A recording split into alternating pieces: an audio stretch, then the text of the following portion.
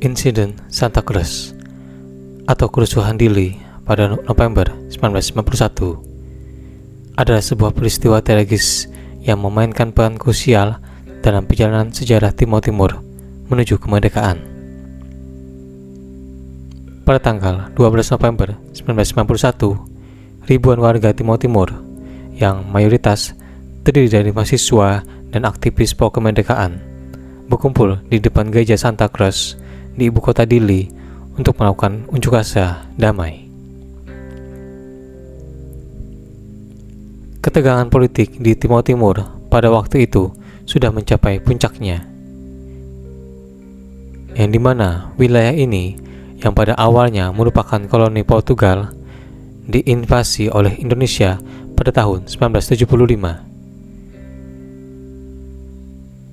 dan secara umum diresmikan sebagai Provinsi ke-27 Indonesia pada tahun 1976. Penduduk Indonesia di Timor Timur selama lebih dari 2 dekade memicu perlawanan dan aspirasi kemerdekaan yang kuat di kalangan penduduk setempat.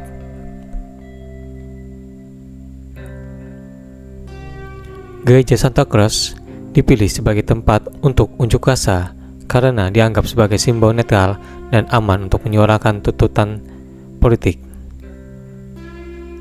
Demonstran unjuk rasa dengan membawa spanduk, bendera Timor Timur merah putih, dan menuntut hak untuk menentukan nasib sendiri serta keluar dari pendudukan Indonesia.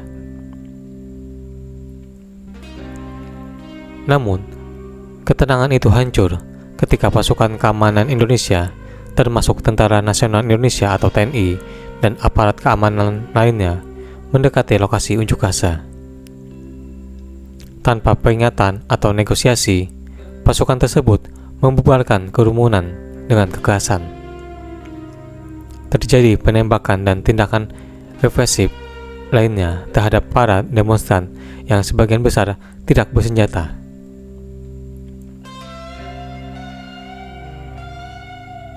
Insiden Santa Cruz menjadi sangat berdarah dan perkiraan mengenai jumlah korban bervariasi. Meskipun pihak resmi Indonesia menyatakan hanya ada beberapa kematian, sementara beberapa sumber lain menyebutkan angka yang jauh lebih tinggi, bahkan mencapai ratusan korban tewas. Kejadian tersebut menyebabkan kematian dan luka-luka di kalangan para pengunjuk rasa, meninggalkan bekas luka yang mendalam di masyarakat Timor Timur.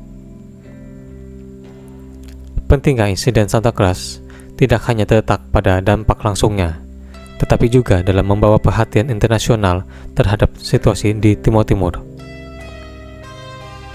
Foto-foto dan liputan media internasional mengenai kejadian tersebut menimbulkan kecaman dunia terhadap pelanggaran hak asasi manusia yang terjadi.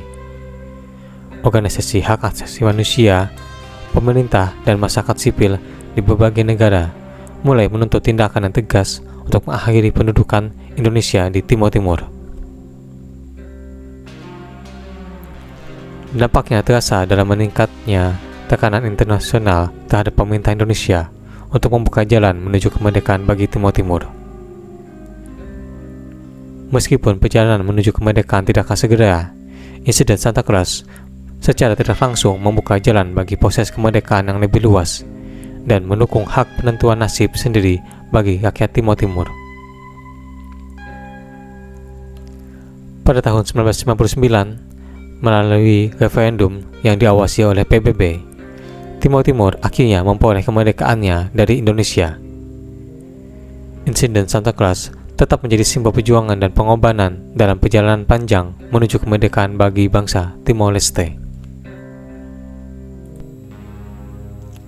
Insiden pembantaian Santa Cruz terjadi pada tanggal 12 November 1991 yang telah menewaskan 50 warga sipil Timor Leste.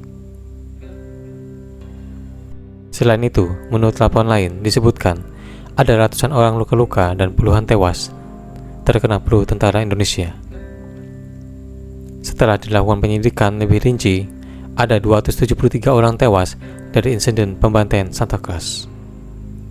Awal tahun 1992, Mabes AD melalui Dewan Kehormatan Militer memecat Panglima Daerah Militer 9 Udayana Maijen Sintong Panjaitan. Meskipun sejumlah komandan yang diduga terlibat dalam Santa Cruz sudah dipecat, JATA tetap melancarkan operasi militer di Timur Timur. Bahkan setelah pembantaian Santa Cruz terjadi, Departemen Luar Negeri Amerika Serikat mengeluarkan lisensi penjualan 300 jenis peralatan militer ke Indonesia. Beberapa peralatan yang dijual adalah senapan mesin dengan M16 hingga komponen elektronik, dari alat komunikasi hingga suku cadang pesawat tempur. Dari kejadian ini, maka tentara Indonesia yang dipimpin Panglima ABRI Jenderal Tri Sutisno dituding melakukan pelanggaran HAM.